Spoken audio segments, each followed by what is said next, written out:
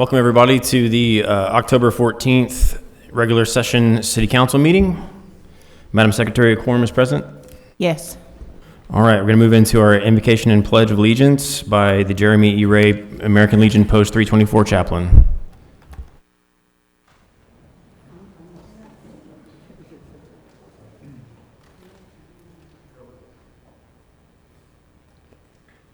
I pledge allegiance to the flag of the United States of America and to the republic for which it stands, one nation under God, one and for all.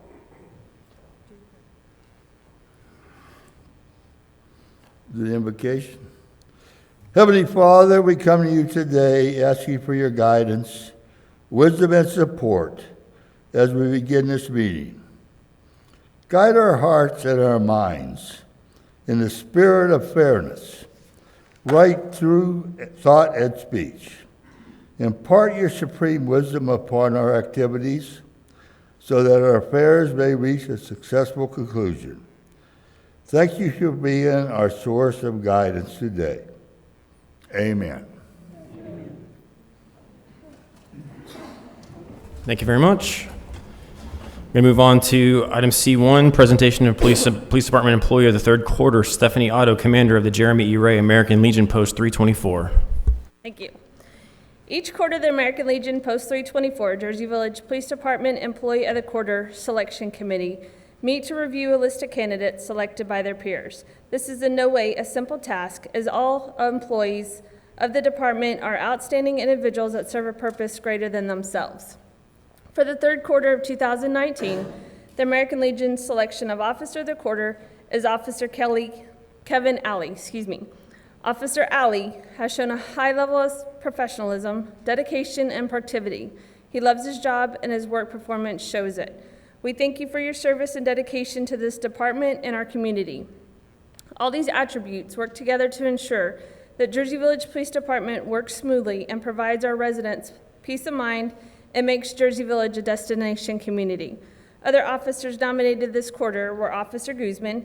Thank you, gentlemen, for your continued performance and dedication to our community.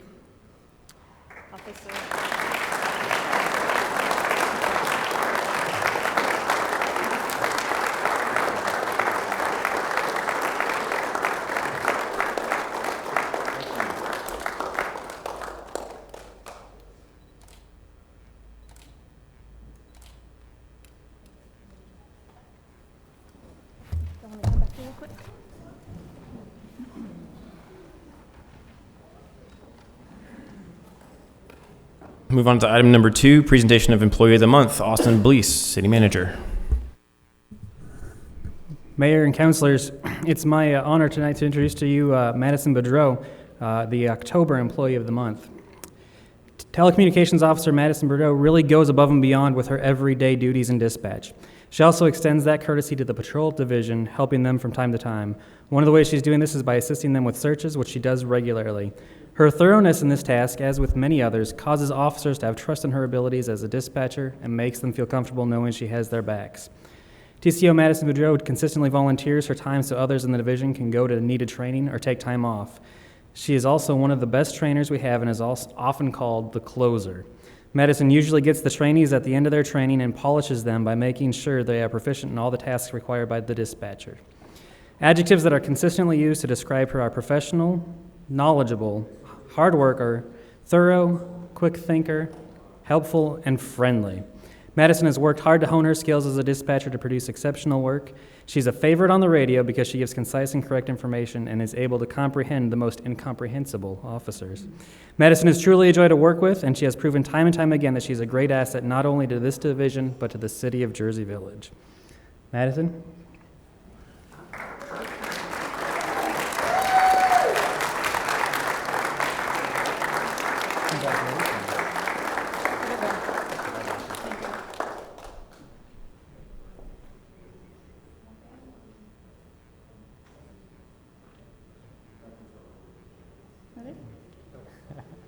Got family.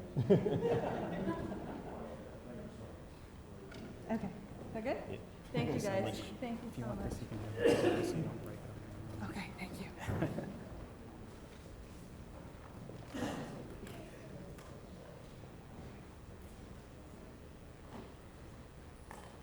All right, move into citizen comments. Any person who desires to address city council regarding an item on the agenda will be heard at this time in compliance with the Texas Open Meetings Act, unless the subject matter of the comment is on the agenda. The city staff and council members are not allowed to discuss the subject. Each person is limited to 5 minutes for comments to the city council. First card I have is Marilee Beasley.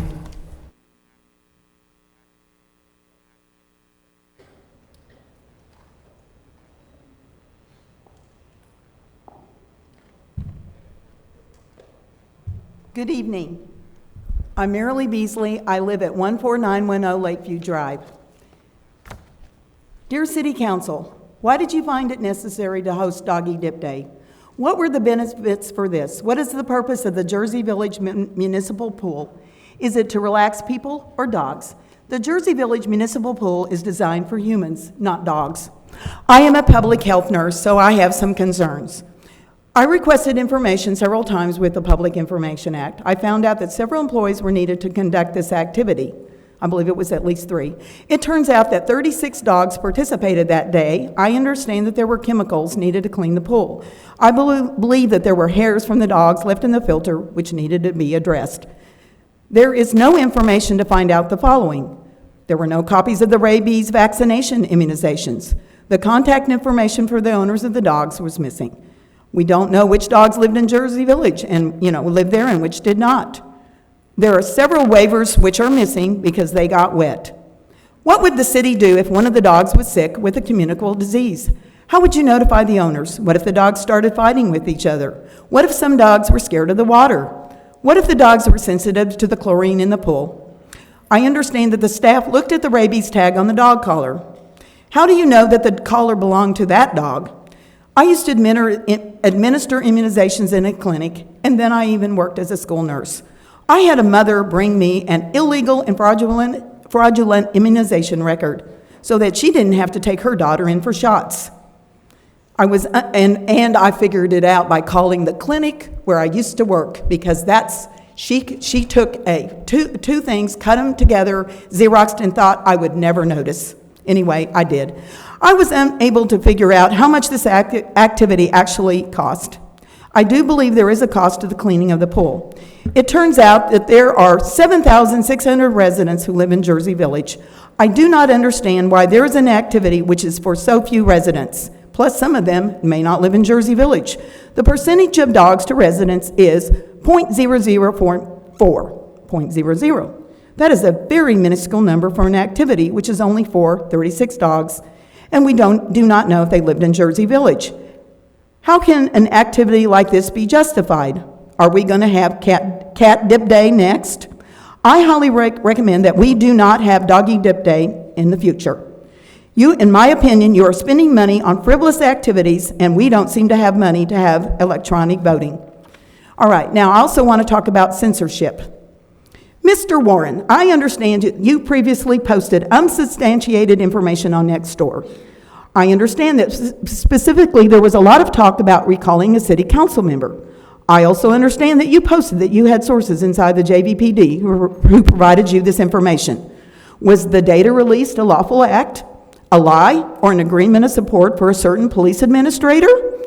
I personally have sent letters to Nextdoor in San Francisco regarding several of my concerns with the Nextdoor community in Jersey Village.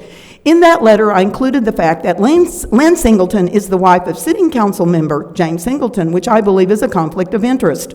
In my opinion, it seems to me that we have censorship in Jersey Village on Nextdoor.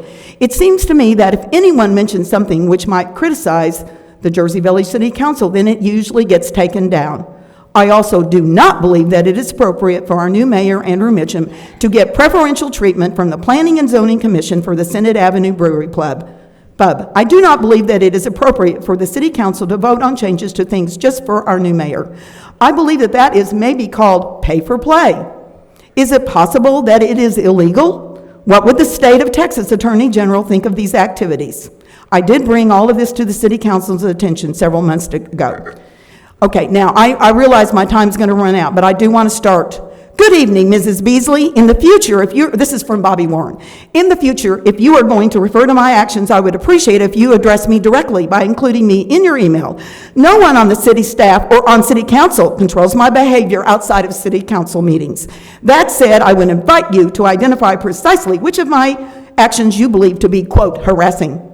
I'm happy to reevaluate any of my responses to your many, many posts on Nextdoor to ensure I'm not responding in any way that may be reasonably construed as harassing.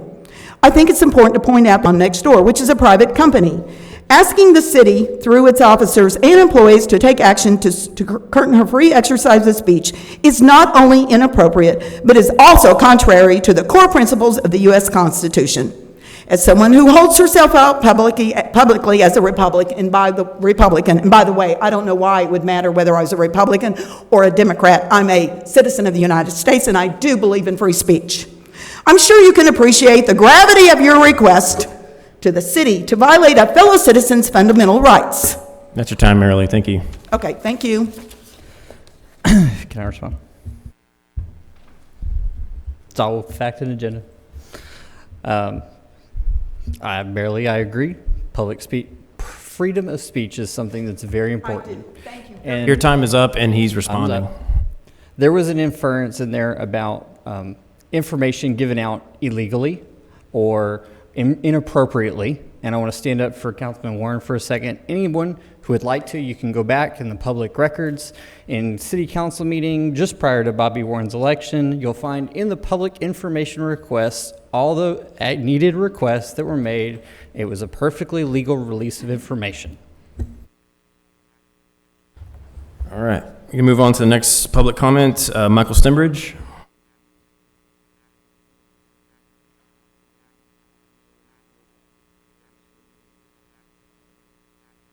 Hi, Michael Stembridge, 15422 Jersey Drive. We're having difficulty understanding the process by which the city is selecting candidates for home elevations.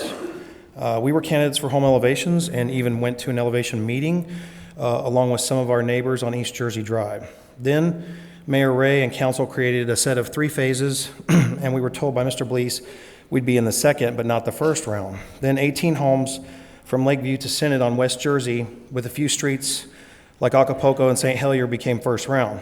Then 5 more also in that same swath on West Jersey between Lakeview and Senate became second round. Still, we were not in those rounds. Then up to 30 more homes were announced at the recent budget meeting with news at that meeting that 90 elevation letters or surveys went out, and we didn't receive one of those.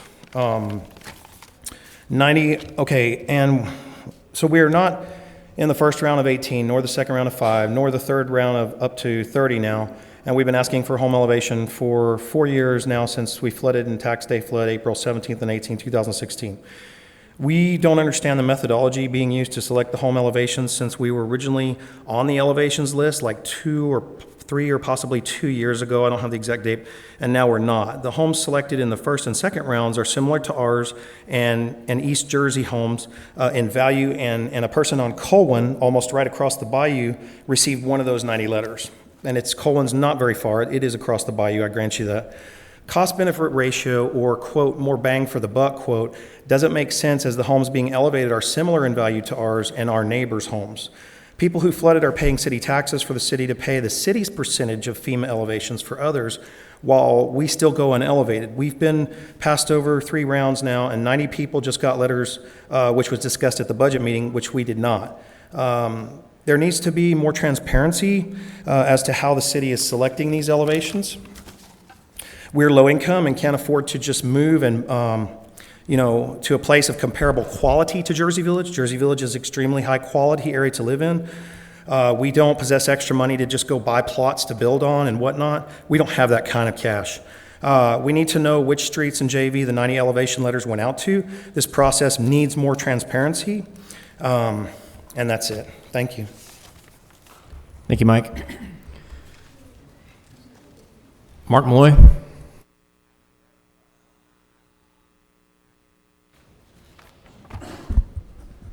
My name's Mark Malloy, and I live at 7803 Hamilton Circle, and I'm a past city council member for the city of Jersey Village. Texas citizens' comments for the 10/14/2019 City Council meeting. Please make my verbal comments and documents given to the City Secretary a permanent record of this meeting. I've come tonight to speak to the City Council about the taxpayer money that is being spent/wasted on the city-operated golf course. I want to know why it's okay for the city government to continue wasting the taxpayers' money on the golf course, even though the city government won't give the taxpayers the total 20% homestead tax exemption on their home, and they won't give the 65-year and older homeowners the total 20% homestead tax exemption, as well as the additional $160,000 homestead tax exemption that Harris County and the City of Houston are giving their citizens. I have looked at the most recent golf course fund balance, and I'm providing a copy to prove my statement. The current golf course fund balance is a negative $4,542,906.54. This amount, as of the same time last year, was $3,878,396.40, which means that the negative fund balance has increased from last year to this year by $664,510.14. I also see in the current golf course fund information that the total operating revenue for the golf course at the end of September is $1,493,222.90, and the total expenditures are $1,891,645, which at this time is showing an operating loss in the amount of $395,268.38. I have looked at the spending that the city government has shown on their new recently approved 2019-2020 city council budget, and I'm seeing at this meeting there is an agenda item in resolution number 2019-70 to buy new golf carts totaling in the amount not to exceed $265,362. Is this money coming from positive operating golf course revenue? I'm thinking it's not, looking at the above negative golf course fund balance and the current golf course operating loss information.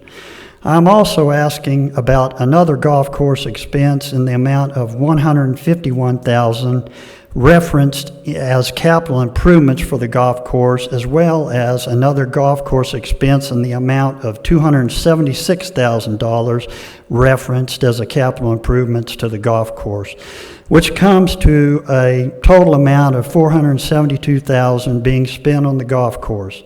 Is this money coming from positive operating golf course revenue? I'm thinking it's not. The purchase of the golf carts plus the other two proposed expenditures listed above come to a total amount of $692,362. Is this coming from the positive operating golf course revenue? I'm thinking it's not. The yearly debt service payments, principal and interest on the original purchase of the golf course are not counted as an operating expense to the golf course.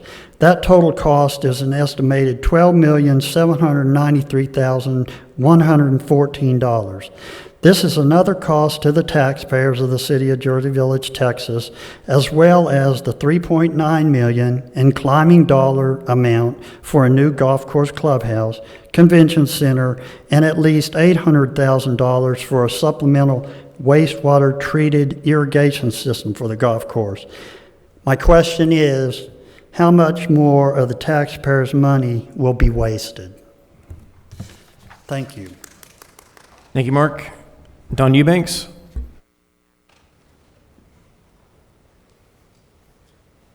Good evening. I'm Dawn Eubanks, and I live at 16302 Wall Street. Lived in Jersey Village now about 8.5 years. I'm here today to talk about something positive that's happening in our city. This coming Saturday from 10 to 2, there will be an open house at the fire department and police department. It's going to be a lot of fun, and even people that have gone in years past need to come because there's new stuff happening. One of the things that I'm really excited about, because I'm a member of the Certified Emergency Response Team, is a bounce house. And it looks like a Dalmatian puppy laying on his back, and it's big and it's red and it's a lot of fun. And it will be introduced this Saturday at the fire department open house. We'll have the same things we've had in previous years with rides on the fire trucks. And they'll take a car apart and they'll catch that same car on fire later and put it out, and lots of demonstrations, lots of games for the kids, but ways for people to get to know their fire station and the people that run it. There will also, the police department is having their open house. Oh, Lifelight's coming too. That's another thing if they're available. And then the police department is having their program, and they usually have the SWAT team and some of the heavy equipment out there, and I have heard a rumor that they're going to have waffle cakes, and it's just going to be a lot of fun. And the other thing I wanted to mention is if you're interested in knowing more about the police and fire department, you need to go to the Citizens Fire Academy starting in January and the Citizens Police Academy starting in August. It's one Thursday night a week for a few months, but you get to learn stuff, and it's a lot of fun. Thank you. Thank you, Don. That's all the comment cards that I have. So we'll move on to the city manager's report. Austin?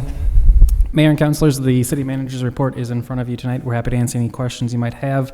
One additional thing, late Friday, we did receive a letter from FEMA in regards to the CRS program, notifying us that based upon the initial review, we'll be entering the CRS program starting May 1st as a Class 7, which was our goal to try and enter at a Class 7. Most communities come in at a Class 9 or a Class 8. Very, very few actually come in as a Class 7. So what that means for the residents is that anybody that lives in the flood zone will receive a 15% savings on their flood insurance. Average is about to be $130 a year or so on flood insurance.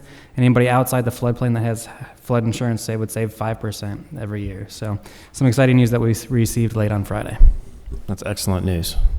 What's the 15% in the floodplain, the 105-year floodplain? 100 and 500-year floodplains, yep. So there's some people out there that I know are paying like $5,000 a year for flood insurance. 15% is going to be more than the homestead exemption we just did. 15% on 5,000 will be quite a large amount for sure. Great accomplishment. Very, very good. Anything else for Austin? Any questions on the city manager report? Yeah, as I said on a report, I was just wanting an update on the Wall Street berm project. Right now that is in the environmental review phase for the CDBG grant funds. Everything's designed. We're getting the last little bit of information for the H&H study for it from our engineer right now, and that'll be sent to FEMA for review. So we're hopeful that everything will be reviewed and approved by all of the federal agencies, HUD and FEMA, in November or December. So groundbreaking schedule? Once we actually have approval from FEMA and HUD, we'll be able to have a better timeline on that. Well, once you have the approval, about how much time after that would you need? Probably about 2 months for the bidding process to advertise and review bids, and then to actually have council award it, but I would say 2 to 3 months. Thank you. All right, we can move on to the consent agenda. Anybody wish to move any items from the consent agenda to the regular agenda? All right, I'm looking for a motion on the consent agenda. Move we approve the consent agenda. Second. I have a motion and a second. Any other conversation? All right. All those in favor? Opposed? Abstentions? Motion carries. Almost forgot my line there. Regular session, item number 1, consider resolution number 2019-69, approving the sale of approximately 10.56 acres of land described as reserves D and E of Jones Road 290 commercial reserves to Collaborate Special Projects LLC for the sum of $2,950,000 and authorizing the city manager to take all appropriate and necessary steps to complete the sale of said property. Austin Blease, city manager. Mayor and councilors, tonight the council can take another step forward in the development of the Village Center. In September, we purchased the property, and tonight the city council can enter into an option agreement for the exact same price that we paid for it, $2.95 million. The attached resolution authorizes the sale of the property and authorizes me to take all the appropriate steps necessary to complete that sale. So we're recommending approval of Resolution 2019-69. All right, any questions for Austin? So Austin, everything with this project, I don't know if we've done any public update, but everything's moving along well. Developer says they're fully ready for this, and we're moving along. Everything's moving along well. We expect to hopefully sell this property by the end of the year. All right, any more discussion on the topic? Seeing none, I'm looking for a motion. I move to approve resolution number 2019-69. Second. I have a motion and a second. Any more discussion? Seeing none, all those in favor? Opposed? Abstentions? Motion carries. Item 2, discuss and take appropriate action concerning various options for moving forward with the Golf Course Clubhouse and Convention Center project. Jason Alfaro, Parks and Recreation Director. Mayor and Council, good evening. On September 23rd, 2019, staff received the cost estimation and met with PGAL to discuss our options. In the document, it shows that roughly $1.4 million would be designated for parking lot and site improvements, and the building cost at roughly $3.2 million for the cost of removing the old facility and building the convention center and clubhouse. These figures did not include FF&E and contingencies. So at this time, staff feels that we have 3 options for the clubhouse and convention center. The options are listed below. A, remodel the current clubhouse for an estimated $1 million. This estimation cost was based off of previous cost estimates of the clubhouse remodel and also includes inflation. We'd also recommend building an estimated 6,000 square foot convention center near the lake that could host about 300 people. We'd estimate the building cost at about $240 per square foot, totaling roughly $1.4 million. Including FF&E and contingencies, we would anticipate a total building cost of roughly $2 million for a total project cost, the remodel and the new build, roughly $3 million. This estimate does not include any site work to the existing parking lot. It's mainly all the immediate areas surrounding the facility. Option B is basically to flip-flop. So the second option would be to renovate the current clubhouse into the convention center for an estimated $1 million. Estimated cost was based on the previous cost estimate of the clubhouse remodel and includes inflation as well. Current kitchen would be used as a warming station, and a restaurant could be built in conjunction with the new clubhouse. In this option, we'd also recommend building a 6,000 square foot pro shop and restaurant that would be situated near the lake. The cost of this project would be estimated very similar to option A, roughly $240 a square foot with a total project cost of roughly $3 million. The last option that staff will introduce is to work with an architect to design a one-story, roughly 9,500 square foot facility that would include a pro shop, restaurant, and convention center. It would also be located in the proposed clubhouse location near the lake or the pond.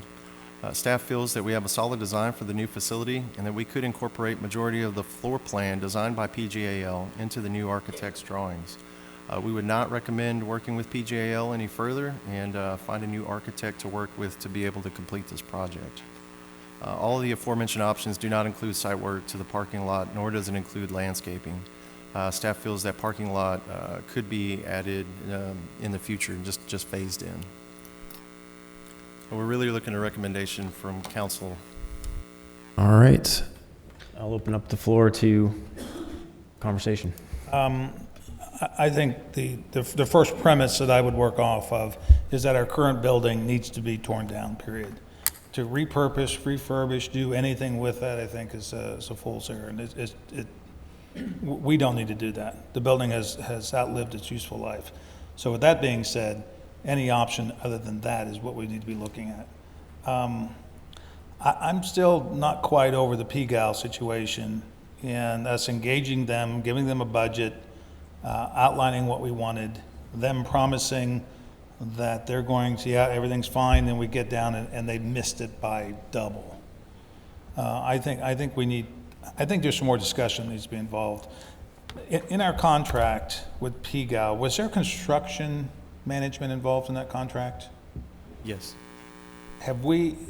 Where are we in terms of percentage-wise? How much of that contract have we paid?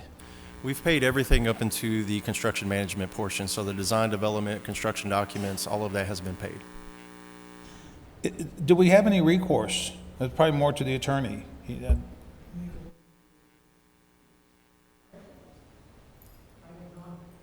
And have not looked at what recourse you might have with regard to either their obligation to provide additional professional services or with regard to the services that they have provided. Here's my concern.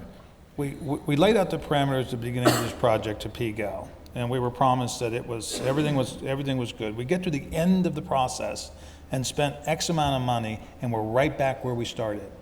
So without more information as to why we missed that target, I don't think we need to do anything, because if we say we're going to build a 9,500 square foot building that's going to cost X amount, I don't think at this point, based on historically, that's not good information. So until I have a reasonable explanation as to what happened in the first process, I'm kind of at a standstill. And Austin, I don't think we've gotten a good explanation, other than construction costs have gone up. I'm not quite buying that. Right, so other than the information that we've received back about from the bids and then the cost estimator, that's where they believe the project is at now. I'm not sure what other information they could provide or what other information you'd be looking for from them, I guess. Well, if we go back and we start designing the building, we design it the exact same way, we're gonna have the exact same problems.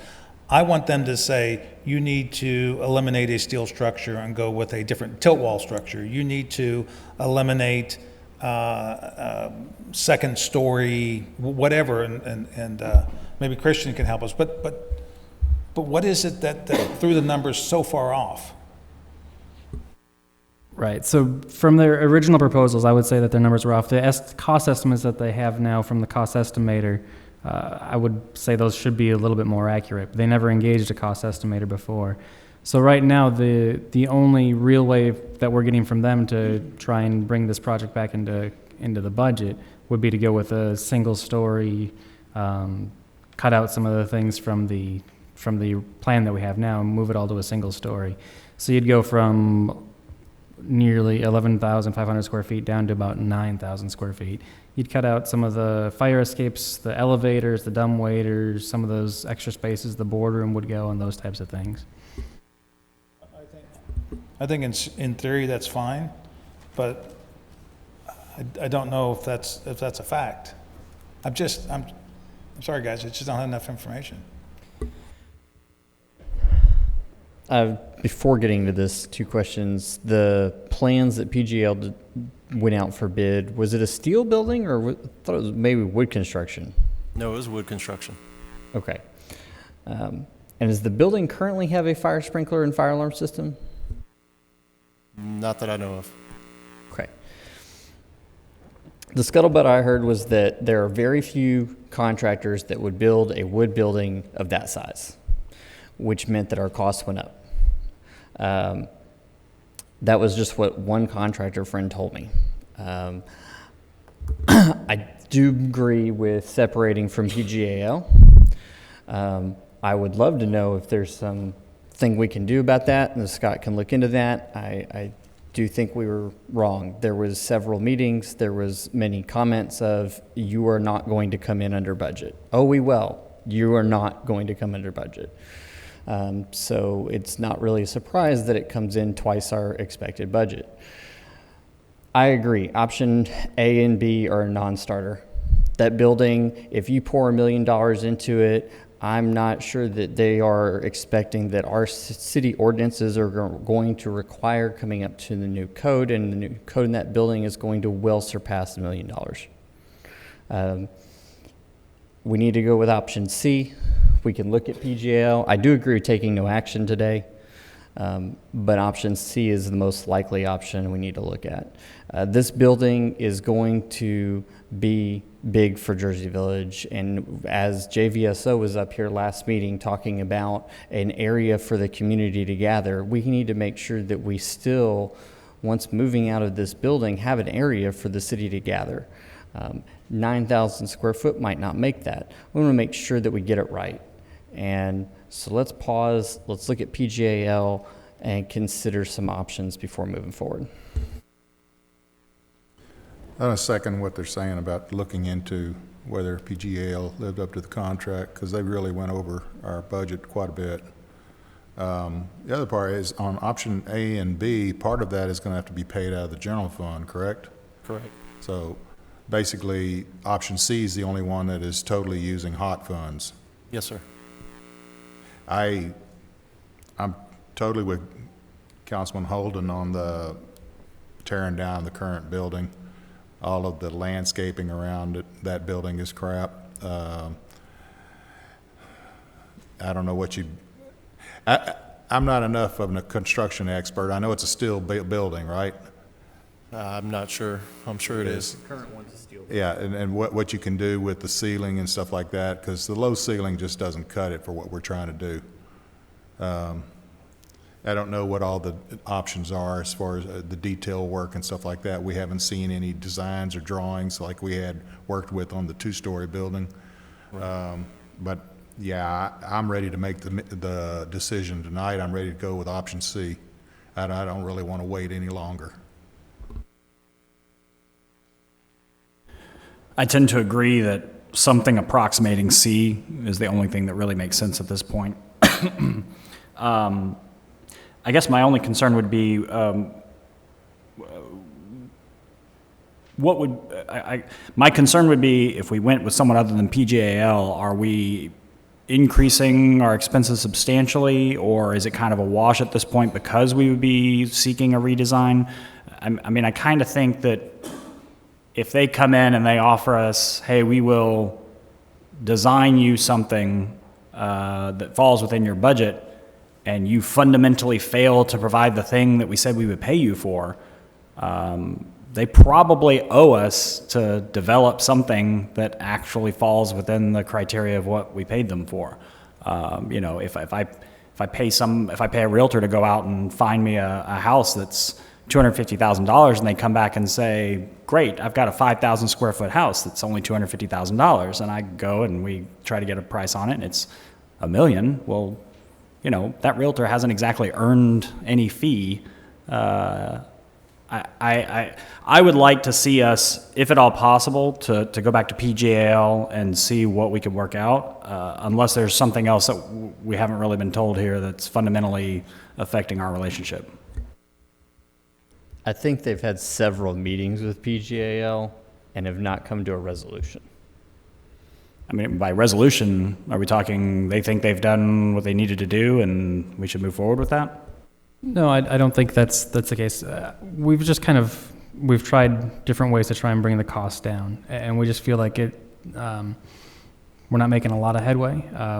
We're feeling like we're not a very big customer or very important. It seems like there's been delays in that whole process, and delays in the process of even the design work. So it's those few things where we feel like PGL might not be the best fit for moving forward.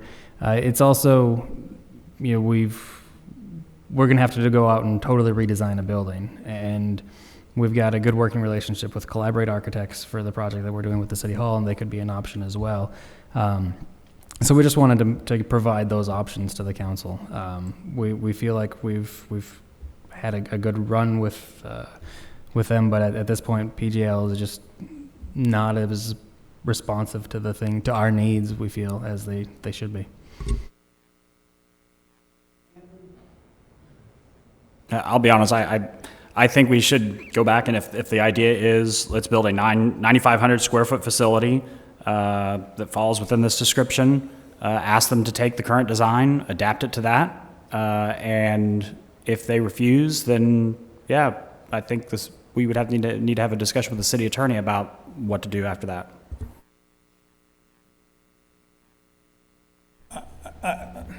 I don't disagree. I think we need to look at all our options. But I don't think we should hamstring ourselves by saying 9,500 or 6,000 or 12,000 or 15 or 5. I think what we need to do is well, let me back up. I assume that the 9,500 square foot building came from some type of review and analysis. Some methodology got you to that 9,500. Correct. Correct. Yep. I think perhaps more information to us to tell us what that 9,500 consists of, to see if that's our vision, what we envision, what we think needs to be there as well. I think there's just more work that needs to go into this to get a better direction. Greg, are you suggesting a work session? We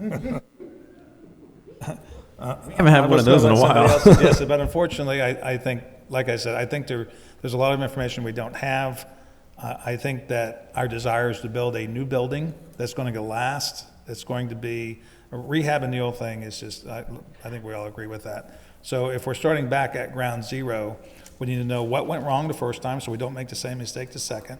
We need to look at what we can eliminate, what we need to keep. We need to look at options. We have a base model, and then we need to look at options. And until we really go through that and have a better understanding, I don't think we can give you a direction. And I agree with Greg and a lot of the sentiments up here. So without going ad nauseum, we got to remember the mission, right? It's not to replace the current clubhouse. I mean, that's first part, but it's to kind of set a new step, right? To get a building that the community can use, to utilize, and beyond just Jersey Village, right? I mean, to draw people in and be a signature place for Jersey Meadows. And as long as we adopt and meet that mission within the proposed budget, I think whatever size it is matters. But whatever steps we need to do to fulfill that. James brought up a point about citizen comment, a new House bill that addresses public comment during the meeting, and I think that I want to potentially move into executive session to discuss with our attorney that House bill really quick, receive some advice. Be glad to, but the way the agenda item was posted for tonight, is any comments that were required for any item on the agenda were to be taken under the public comments section. And the new state law simply requires that you provide an opportunity by citizens either at the beginning of the meeting or at the time an agenda item is presented in order to comment. You've complied with your requirements under the new House bill by having the open comment section for all items on the agenda during the public input session. So it's one or the other, or both? It is one, or the state law requires one or the other. It's certainly up to the discretion of City Council if you want additional public comments, but the only thing that state law requires is that you have the public comment section at the beginning of the meeting. It was intended for those cities and our, in particular, water districts, who I think were the primary target, who put all of their public comment sections at the very end of a meeting, rather than receiving any public comment at the beginning of a meeting before people could have a public comment or give you comments on items that were going to be on your agenda. Thank you. All right. Is there any other comments? I think we've given, basically to summarize, I think everybody was leaning towards option C. I also lean in that direction.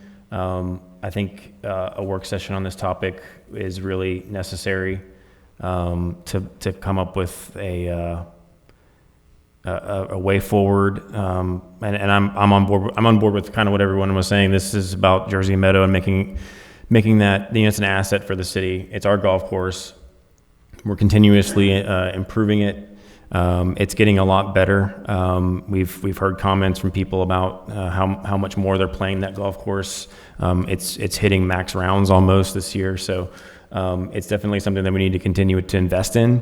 And I think that in order to move forward in a fiscally conservative and fiscally responsible manner, we should probably pause, take a step back, have a work session on this, and I also think that we should figure out exactly what PGAL's duties are still left towards this contract. I don't believe that they've given us a final product that is worth what we paid for.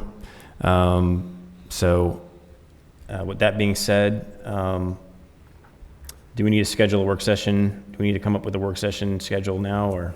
Mayor, I can find out later from tonight when we can do that, but I do need to know, are you looking at what time frame? The next week or two, or can we wait until the November meeting? If I can add some input, the staff asked for our recommendation. We've all had a chance to give what we felt was our recommendation.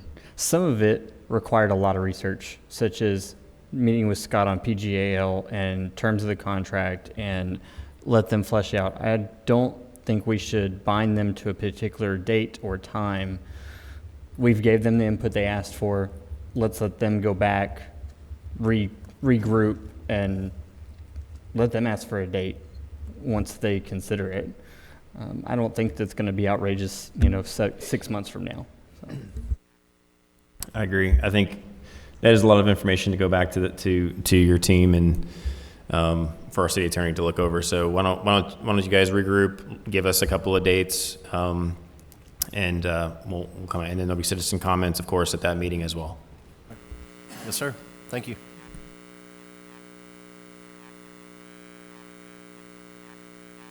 All right, can move on to item 3, consider resolution number 2019-70, authorizing the city manager to enter into a contract with EasyGo for the purchase of 82 2020 EasyGo model TXT 48-volt golf carts and the EasyGo TFM Textron fleet management system. Jason Alfaro, Parks and Recreation Director. Okay, so our current golf cart fleet is over 4 years old and is due for replacement. The department contributes to the Equipment Replacement Fund yearly and is requesting to purchase new golf carts at this time. We have contacted 3 major golf cart manufacturers who all are part of the state cooperative purchasing system. During the proposals, we asked all manufacturers to not only include costs for 82 carts, but also include information and pricing on their cart monitoring system. Cart monitoring equipment would be extremely helpful to staff and help the course as well. The monitoring system will allow staff to control the carts during cart path only days or geofence areas on the course, not allowing carts to drive into those areas. System also allows patrons to order food from the cart and has other various features. A few other things to note on that is it also helps with turf management.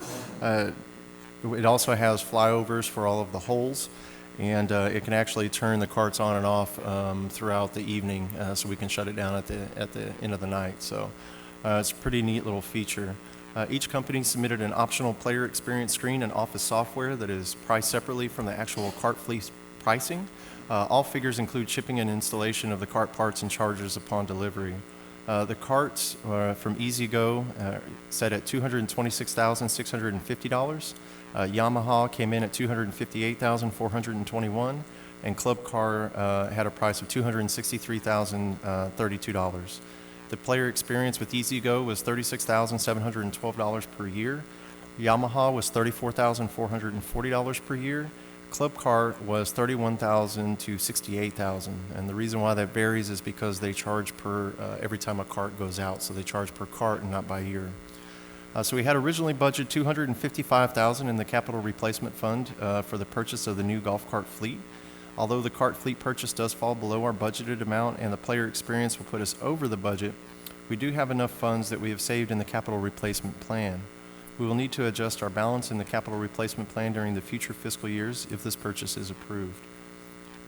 We're asking council to approve resolution 2019-70, authorizing the city manager to enter into a contract with EasyGo for the purchase of the 82 2020 EasyGo model TXT 48-volt golf carts and the EasyGo TFM Textron fleet management system.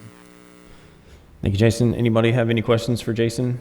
Yeah, Jason, can you explain player experience? Sure. So it's apparently there's a lot of golf courses in the Austin area, the Dallas area, and they all have this player experience. Not so much here in the Houston area, which is surprising. But the player experience really allows staff to control the golf carts. So again, we can geofence certain areas just to say that it's cart path only on a par 3. It's a software fee. Correct, yes, sir. So it's a $36,000 a year fee that includes the programming and everything for the carts, the screens, and all of that. I happened to look at a video because I was kind of having a hard time based on the documentation figuring out exactly how this worked. And so I jumped on YouTube and plugged in the EasyGo TFM, and it came up with a video that kind of demonstrated it. And Jason, correct me if I'm missing, like if there's some of these features that don't apply here. But in addition to the geofencing, you can also broadcast advertising regarding specials in the clubhouse. So and you can even geofence that. So as they get say closer to the 9th hole and they're getting closer to the golf course, they can be told, hey, by the way, you're about to get to the golf course. We're running this special if you order right now, or something like that. It also allowed for you to track whether their pace of play was a little too slow, which could save a lot of time for the marshals out there. In fact, you could probably monitor the course with fewer marshals. You are also able to provide, I think, actually like a map of the course so they can sort of preview each hole. So, it actually did a lot of things that I didn't even realize. And really the important things for me from it was that, number one, you do actually create an experience that may draw more people in and maybe allow us to charge a little bit more on the green fees to cover the expense of it. You also allow yourself to save cost in terms of maintenance and in terms of operating the golf course and ensuring smooth play. And you could generate additional revenue through the additional sales you might drive through the clubhouse for food or merchandise or things of that nature. So I think it's very impressive. I think people would really enjoy it, and I was very impressed with the whole thing. The one thing that I'd add with the geofencing is it does help with the golf course maintenance staff as well. So all the cart, only arrows that you see out there, those guys, every time they mow, they have to get off the mowers, move that, sign, and then mow, and then go back over it. So that's going to save them time as well. I think the player experience option is a good option. It normally just tells me how short my drive was.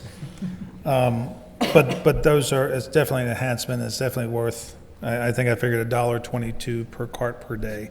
So based on that, I think that's a good option. Now, looking at the carts, talk to me, are the warranties the same? Is there maintenance contracts, maintenance in general? Because although it may be cheaper on the front end, it could be more expensive on the back end, which I'm sure you looked at. So just talk to me about that a little bit. Sure. So the maintenance on them the warranties are basically the same as what we currently have with Yamaha. They actually have a maintenance rep that is in the area, and so their maintenance is a whole lot more on the spot, if you will, compared to Yamaha. So that was one of the big sells that kind of pushed us towards EasyGo as well.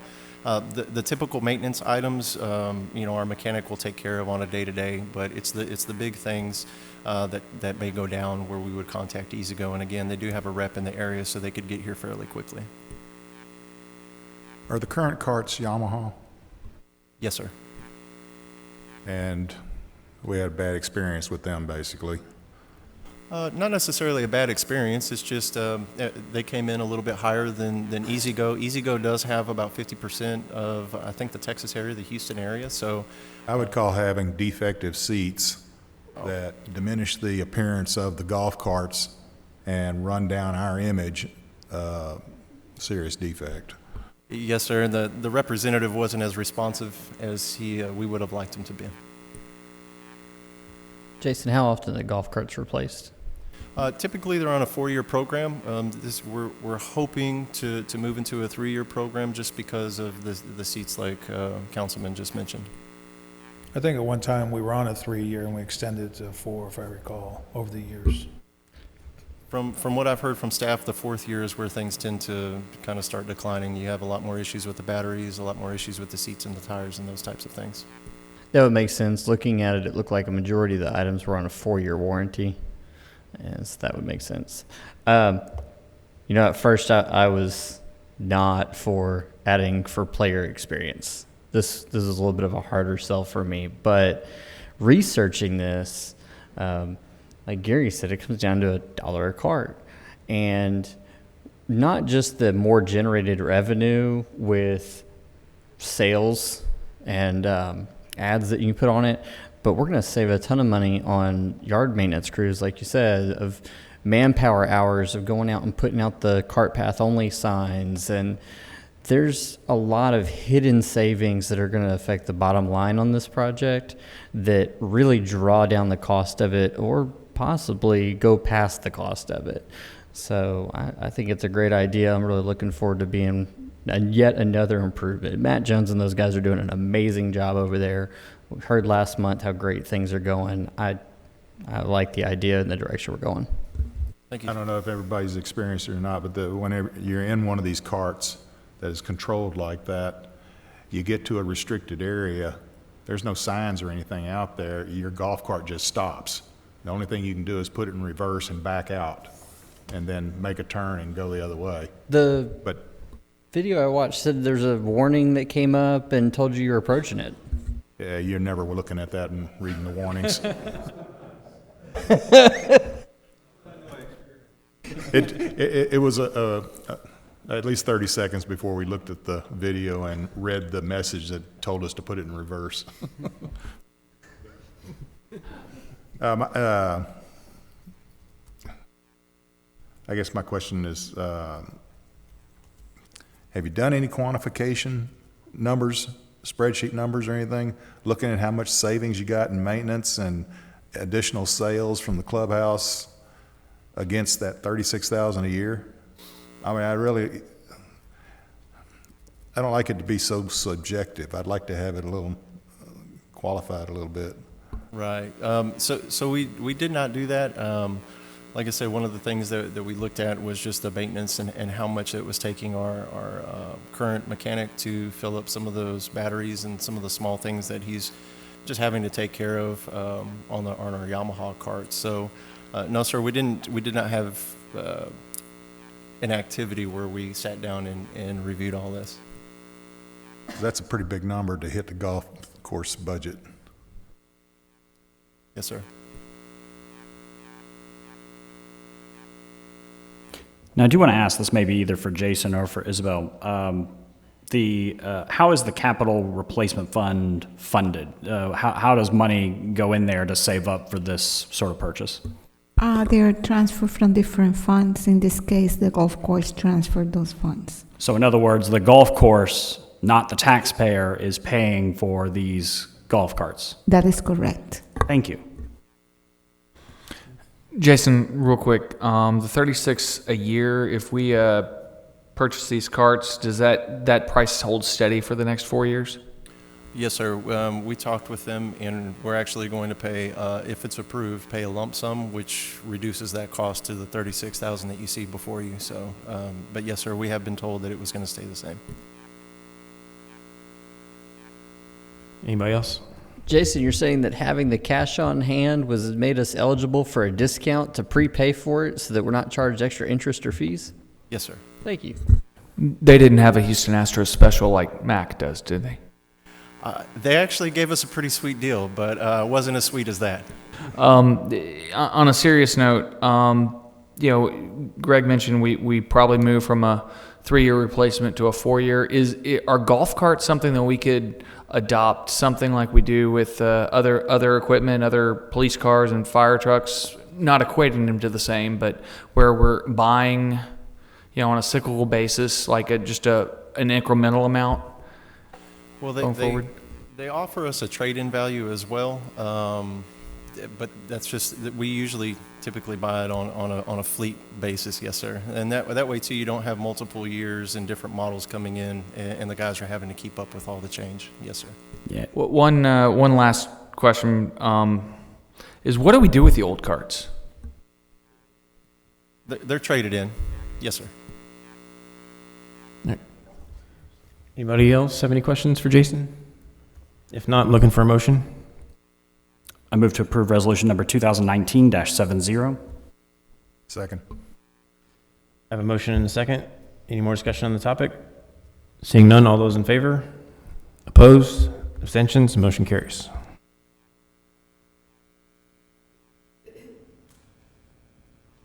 All All right, moves us into item number 4, consider resolution number 2019-71, authorizing the city manager to enter into a contract with Republic Masonry and Fencing LLC for the construction of the 5 gateway and marquee signs. Jason Alfaro. Mayor and Council, in February of 2018, City Council approved a gateway and wayfinding master plan prepared by Clark Condon. During the October 15, 2018 City Council meeting, Council approved a contract with Clark Condon for the design and construction management of the gateway and wayfinding signs. Since that time, staff has worked with Clark Condon in Harris County, identifying sign locations that are in the city and county right-of-ways. In April of 19, city staff and Clark Condon representatives had a meeting with the county to discuss the locations that were in county right-of-way. We submitted questions and project information to the county at that time, and we received our first response on August 21st, 2019. In the interim, Clark Condon and staff decided to continue moving forward with the locations located in city right-of-way only. The number of locations decreased from 9 that were originally proposed down to 5 that are within the city right-of-way. Taking this route will allow us not to seek further approval from any other organizations. On September 11th, 2019, the first bid announcement was made public, with the second announcement taking place on September 18th. There was a pre-bid meeting held on September 24th, and formal bid openings took place on October 1st. At the bid openings, we received 3 bids, 2 of which were under our estimated amount. The bids were from Republic Masonry and Fencing LLC for a project cost of $278,241.39. The second one was DL Meacham LP for a project cost of $281,203.50, and Jordan Enterprise LP for a project cost of $388,888.88. In relation, Clark Condon estimated the project to cost $346,880.50. Clark Condon recommends Republic Masonry and Fencing LLC as indicated in the recommendation letter. So we included the bid tab as well.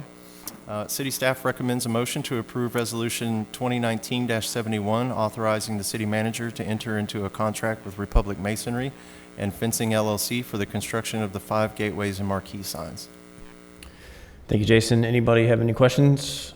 Jason, I did a little bit of background looking at each of the different companies. I don't like going with the low bid just because it's the low bid, and I think they're definitely capable of doing the job. One of the things I noticed, do you have any reason or guesstimate why did Jordan's site work and preparation alone, that one line item, came in more than the total project for all the other costs? Are they seeing something we're not seeing? I am not aware of any reason why that came in higher. All I could find is that they typically seem to do much larger projects for much larger organizations, and the bid is more in line with their typical project, but it doesn't match our project at all. If you look at the bid tab, I noticed the high bid had a lot more round numbers than everybody else. Everybody else tended to have work that was down to the penny.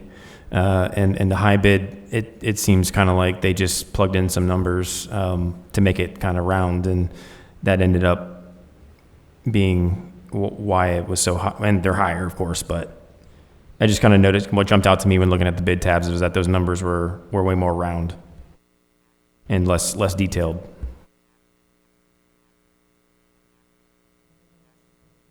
If you're gonna, when you do a plug bid, you put the biggest fudge factor in the early work, which would be the site work. That would make sense. Their site work is over all the general costs of the other contractors. Yeah, a lot of their site work and their electrical wiring and conduit line up actually with the Clark Condon pricing, but that's very large compared to the other 2 bids. Any other questions for Jason? Any other comments? Jason, I was just going to ask, did Clark Condon have experience with all 3 of these particular bidders? I know 2 of the bidders out of the 3 for sure, possibly all 3, but I know they have relatively closely with Republic before. And I noticed, Jason, that we went from 9 to 5. That explains a lot. But the Clark Condon project estimate was for 5 that they gave us, and not 9. Correct. Okay, thank you. And what 5 locations Do you know? You can put I'm me on the quizzing you spot, here, aren't but you? yeah. Pretty much all the marquee signs and a small gateway sign that'll be at Jones and 290. I'm sorry, not Jones and 290, Jersey and 290. Yes, sir. Really excited to have those marquee signs up. It's going to save us manpower and allow us to advertise more things. The contract is not here. I don't think it's attached. Is there a performance bond in the contract? Performance and payment bond because it's over 25,000. Awesome. Thank you. All right, anything else for Jason? All right, seeing none, I'm looking for a motion. I move to approve resolution number 2019-71. I have a motion and a second. Any more discussion? Seeing none, all those in favor? Opposed? Abstention? Motion carries. Thank you.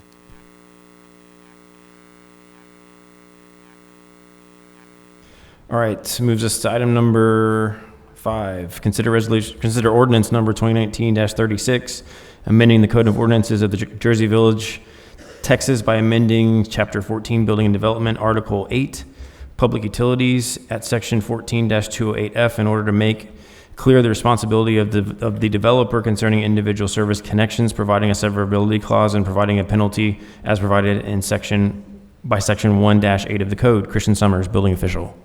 Thank you, Mr. Mayor. Thank you, Council. This item is to review proposed amendments to our fee schedule for water meters, which will better align with our Code of Ordinances. Section 70-3, use of public sewers and public water supply, required exceptions. Parenthetical E, places the onus for installations and tapping to a city main on a developer. Developer in section 14-5 definitions is defined as any person who improves or subdivides attractive land or improves or takes any action preparatory to the erection, improvement, or movement of any building or structure on attractive land. Let me parse that for you. Developer means any person who improves ... attractive land. So in our ordinances, it's required that a developer install water meters. That would be potable water for a structure, for buildings, for irrigation systems. It has been Public Works policy in the past to install water meters. So these two do not align. We'd like to get Public Works staff and Public Works out of the business of installing water meters, but we still want to control for design, type, and equipment, our design standards for our electronic water meters. Hence, I'm proposing that we cut the fee in half, that we no longer install water meters, some of which, if you're boring under Senate Avenue to get to a water main on the east side because somebody's putting in an irrigation system, is many man-hours of work and certainly isn't covered by a $700 fee. Any questions for Christian? Yeah, make sure I understand. I'm kind of curious. I did a project. I installed 2 1.5-inch water meters and paid $23,000 tap fee. So I assume that in my case, that 23 was probably the cost to install the meter and do the long tap, plus an impact fee.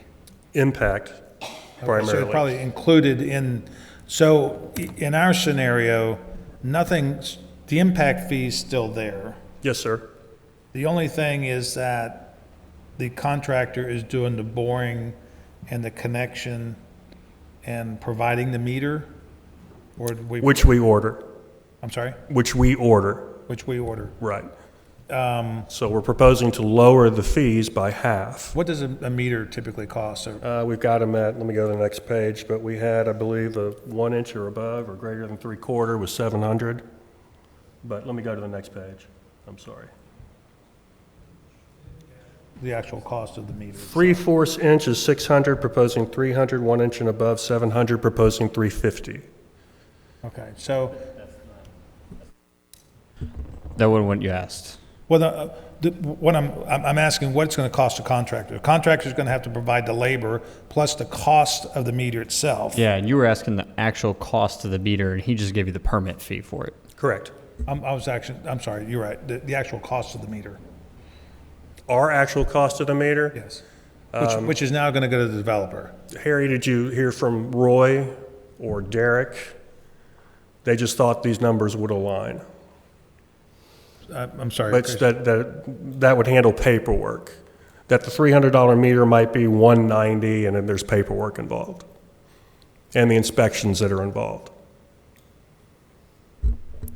So the fee does include the meter? Yes. Okay. That's what the fee will be for the meter and the requisite inspections. And while you're not sure of the exact cost of the meter, you're confident that the fee change you're proposing will cover the cost of the meter, paperwork, inspection, and all the city's costs involved. And stanch City's hemorrhaging of a lot of money for somebody who wanted an irrigation meter along Senate Avenue. So I prepared this rather hastily. Maximum size meter, because if you get it above a 2-inch meter, the cost starts to escalate. What is the norm in other parts of Texas? What do other cities do? Are they actually doing the work to? They do not. Okay, so this is bringing us more in line with what other cities do. Correct, yes, sir. So are you needing to make a change? I don't believe the price, the fee for the meter is in this ordinance, it's in the next one, right? Yeah, you'll see it in 2019-37. This is more or less for background discussion. How did we arrive here? Christian, since you're shifting the labor, the actual act of connecting or boring, is there a permit involved in that, or permitting process for that? Yes, sir, there is. Or would they have to be approved contractors? Or how, because you're doing boring and... Right, they'll have to be approved contractors, licensed, bonded, et cetera. They'll pull a plumbing permit. The inspector or myself will actually inspect the installation up to the tap. And since the International Plumbing Code doesn't allow for saddle type taps, but rather T's and those, but we don't want to interfere with the main for any reason. That's particularly, that's more for sewer taps, but we just want to make a quick tap, and Public Works will look at that tap, and then we look at the private side beyond, or in this case, beyond the right-of-way or utility easement to the new meter. Okay. Any other questions for Christian on this topic? All right, seeing none, I'm looking for a motion. I move to approve ordinance number 2019-36. A second. I have a motion and a second. Any more discussion? Seeing none, all those in favor? Opposed? Abstention? Motion carries. Move us on to item number 6. Consider ordinance number 2019-37, amending the Jersey Village Code of Ordinances, Chapter 2, Article 4, Division 2, Section 2-142F9, to amend the schedule of fees related to city water meters, providing a severability clause, and providing a penalty as provided in Section 1-8 of the code. Christian Summers. So proposing a change to parenthetical 9 of Section 2-142, city water meters, rather than water meters installation for residential and commercial meters. 3/4 inch from 600 to 300, 1 inch and above 700 to 350. Okay, any questions for Christian? No. Scott, you said 1 inch to 2 inch, or do we cap it at 2-inch meters? Is there a need for a meter over 2 inches? You said the cost goes up. Sometimes there is. Most people want a larger meter. We've got a men's hair salon going in at Northwest Village Shopping Center. I think they wanted a 2-inch. Now they're down to 1.5 inches. They have to justify it based on length, friction loss, number of fittings, valves, etc. Once you do an analysis, you usually back up some and go with a smaller meter. I would be very cautious in dropping this fee without having some way of us recouping costs, in that we end up having someone ask for a much larger meter. I understand. I can add that at a later date. I actually just reduced the amounts than thinking beyond a 1 inch and above. I think if At this juncture. if we've got some short language we can use, we can amend it right now. I'd probably say 2.5-inch meter or above at cost. Yeah, I think we can amend this now to 1 inch to, you said at 3 inches or larger? At two, at, Typically, you're not going to have a residential, most meters can be less than 2.5 inches. Correct. And for us, just the 4-inch meter runs about $1,500. okay, so instead of 1 inch and above, 1 inch to 2.5 inch, $350, and then adding a third line of 2.5 inches or larger at cost. Or you can take this research and come back next month. I like the language. Mayor and councilors, we might want, if we're just doing the at cost for the meter itself, we're not recouping any of the city costs for inspections and that type of thing, so we might want to add a percentage on to that. I kind of took at cost as being able to wrap all those things into that and at the city's cost of the paperwork and everything involved. But if we want to change it otherwise, we can wait. I just want to make sure we're all on the same page for how that would work. At cost plus 25%? Yeah, I tend to agree that it needs to be, because it's an ordinance, you want it to be pretty bright line. So if you think 25% would cover the cost of paperwork and inspection, then I think that's a good number. Okay. So everyone seems to be in agreement on this. Cost of the meter plus 25% for anything above 2.5. Yes, sir. Okay. Right. So I'm looking for a motion to, with that language in it. I move that we approve ordinance 2019-37 as amended as I write it and provide it to the city secretary. The amendment would be to amend section 2-142F9 to read that the city water meters will be for 1 inch to 2.5 inch for $350, 2.5 or larger at cost plus 25%. It would be over 2.5, not 2.5, because you're saying 1 inch to 2.5, then 2.5 Over so 2.5. 1 to 2.5, and anything over 2.5. Yeah, so it's, just to be clear, the second tier is 1 inch to 2.5 inches, so it's inclusive of 2.5. And then the third tier would be over 2.5 inches. I'll second that. All right, I have a motion and a second. Any more discussion on the topic? Seeing none, all those in favor? Opposed? Abstentions? Motion carries.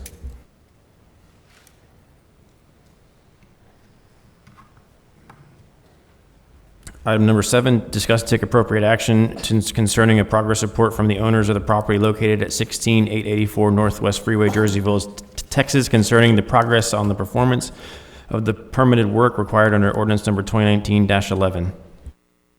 Christian Summers. I will read background information again, though you've heard it many times. On May 13, 2019, City Council approved ordinance number 2019-11, which found the structures on the property located at 16884 Northwest Freeway to be substandard and a public nuisance, and ordered Jersey Village Lodging, LLC, to abate the substandard and dangerous structures on the property within 180 days. Since May 13th, 2019, Council has received progress reports on compliance with ordinance number 2019-11 on June 17th, July 15th, August 19th, and September 16th of 2019.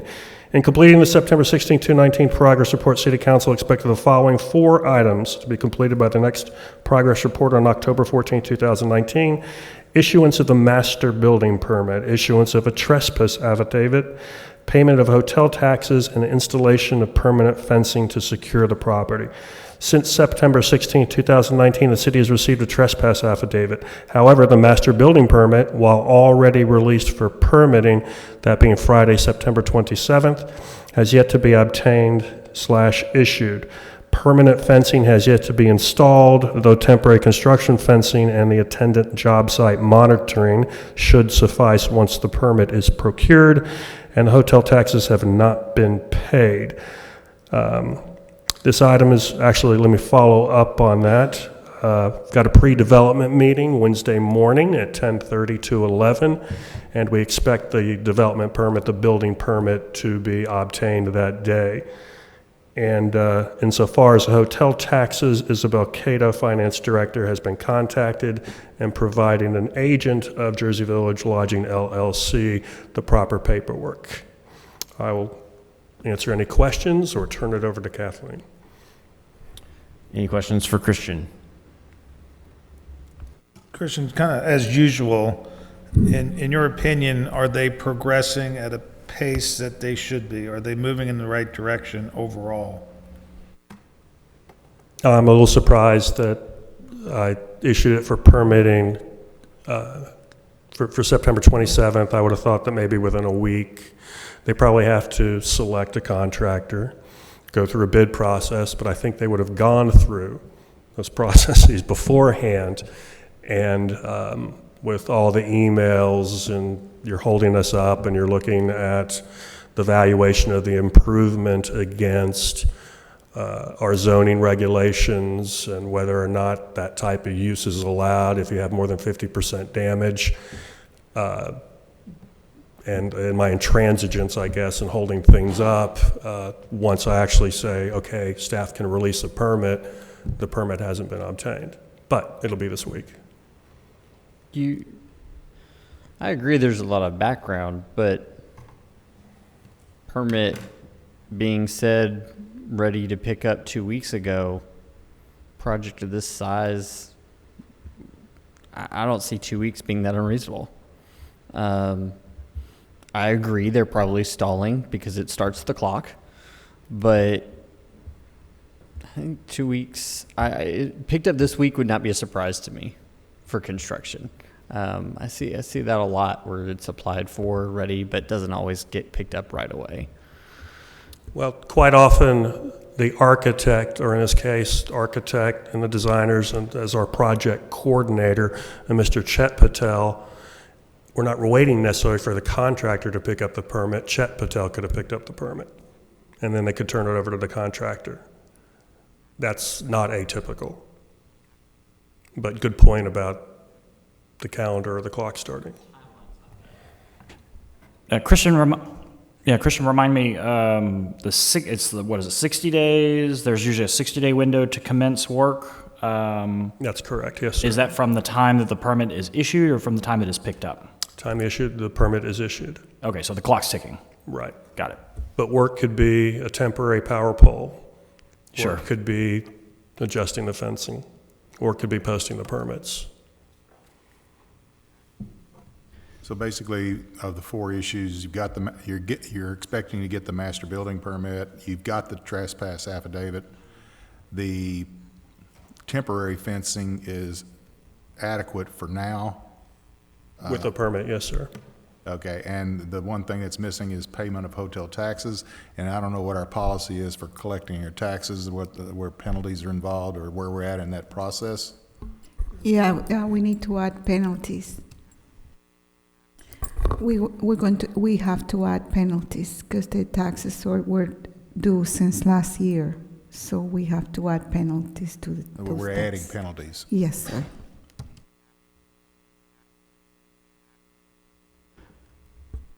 Okay. Anybody have any other comments for Christian? Okay. I think we can take your comments if you have any comments. Just to reiterate what Christian said, the permit's actually going to be picked up on Wednesday when he has the redevelopment meeting. That was confirmed today by my client. You did receive the temporary trespass, so that is taken care of. And then as far as the fencing goes, I know previously or last month we discussed my client should consider some alternatives once the construction starts. They have been notified of that and are taking hopefully appropriate steps to secure the premise as construction moves forward. All right. Any questions? While it's not uncommon to have not picked up the permit yet, if it's not picked up this week, that is stalling. Understand. Any other comments? Mayor, the next meeting, if you're going to have another one, will be November the 18th. So we expect another progress report on November to the 18th.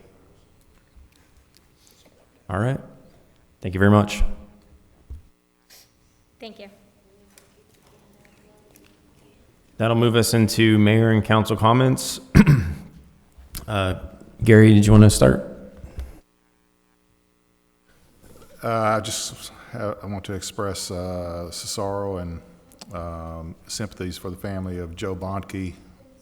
Most of the citizens of Jersey Village that knew him as Santa. And he passed away last Wednesday at his home suddenly. And just wanted to say it in public. He was a member of the fire department, basically, so I don't know if the fire chief has anything additional to say. No, we were saddened that day. It was a difficult decision to make, to have to cancel the program, but out of respect for him and his family, it was a good decision, and we'll relook at what we're going to do for the next years. I would echo the same comments. It is very sad to see the passing, and pray for his family. And we'll definitely be thinking of them tomorrow. I want to thank Dawn for reminding everybody about the open house tomorrow, or not tomorrow, this Saturday from 10 to 2 p.m. Come out and see the fire department, the police department, get to know those that serve you.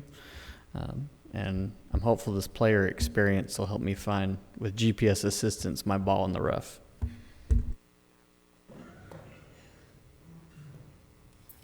I'd like to join James and Gary in giving my deepest sympathies to the Bonke family and also our fire department family on the loss of Santa.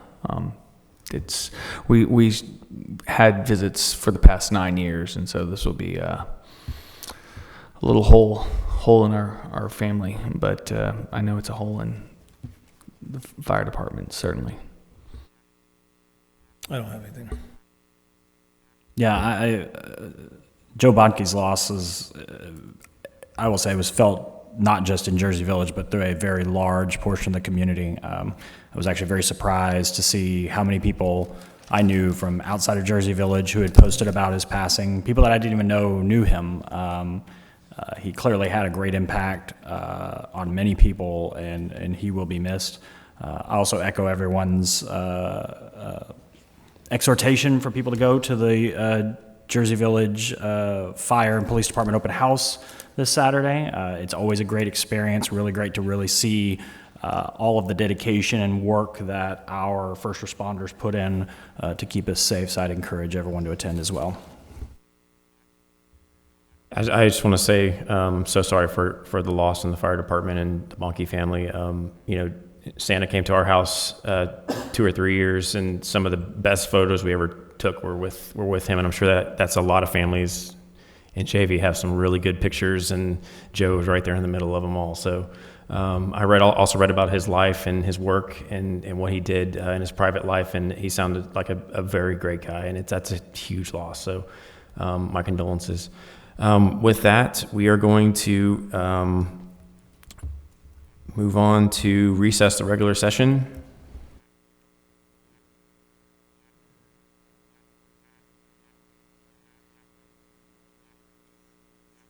And as provided under section 551.074 of the Texas Open Meetings Act, City Council is now going to retire to a closed session at 8:28 p.m. in order to deliberate the appointment, evaluation, reassignment, duties, discipline, or dismissal of the municipal court judges of the City of Jersey Village.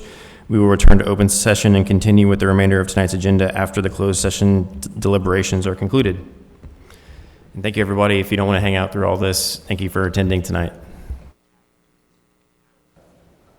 All right, the closed session was adjourned at 9:14 p.m. and no official action or vote was conducted during the closed session.